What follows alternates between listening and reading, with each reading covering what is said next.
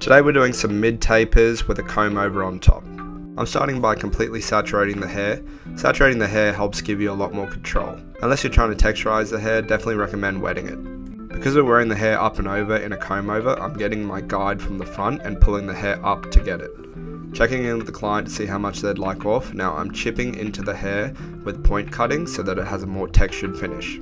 Now I'm going to create a middle panel and I'm going to use that guide from the front to cut the middle panel evenly. Once I've separated the hair, I'm grabbing the front up and I'm finding that middle guide that we've cut in, and I'm using that with some point cutting to cut the rest of the top. Following that guide all the way through the middle panel to the back of the head, then I'm going to comb that middle panel over to the one side and use it as a guide to cut the top. Making sure not to make my sections too big. Only 1 finger width up to 1 inch max. You don't want your sections too big or it's going to leave the hair looking uneven due to over direction. Now we're going to comb the hair all the way across to the other side and use it to cut the rest of the top. Making sure we're not taking too big with those sections. Keep it 1 finger width up to that inch. Pulling up slightly towards the corners to preserve weight so that we have a more square look on top. Keeping the sections even and making my way all the way towards the back of the head. I like to pull all the hair forward and make sure that it's sitting even for the days that he doesn't have it in a comb over. Creating a middle part down the center of the head just to make sure that the top is fully connected when we cut in the sides.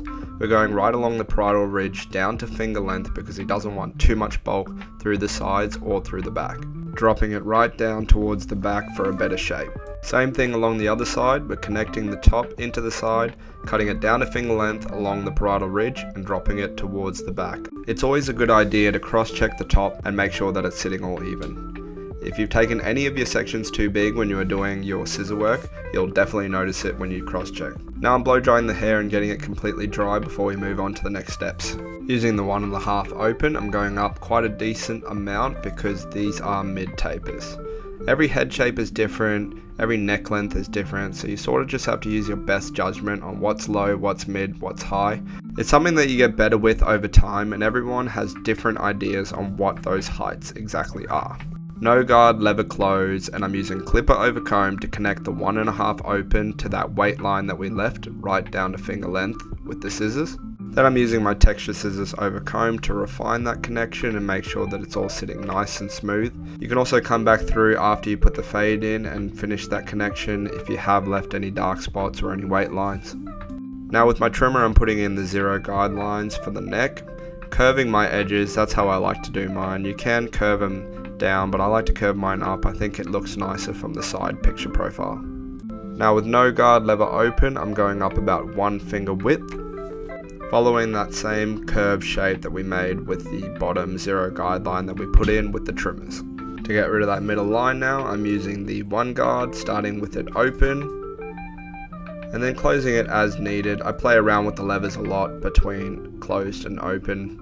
To continue taking out that middle line, we're going in with the half guard, starting with it about halfway open, and then just closing it as needed until that middle line is completely gone, and we can focus on getting rid of the bottom line. No guard lever closed to start attacking this bottom line, and just opening it 1 lever at a time as needed until the bottom line is completely gone and the blend is looking smooth. Using the texture scissors now to refine any dark spots, any weight lines, just making sure that the blend looks completely smooth at the back. It wasn't quite connected from the 1.5 to the scissor work that we did earlier, so just making sure that was all connected as well. Going through similar steps to fade in the sides, 1.5 open, now I'm putting in my 0 line with the trimmers. Connect the 1.5 open to the scissor work on top using texture scissors over comb. Using the 0 open, going up about 1 finger width. Blending out the middle line using the 1 and the half guard.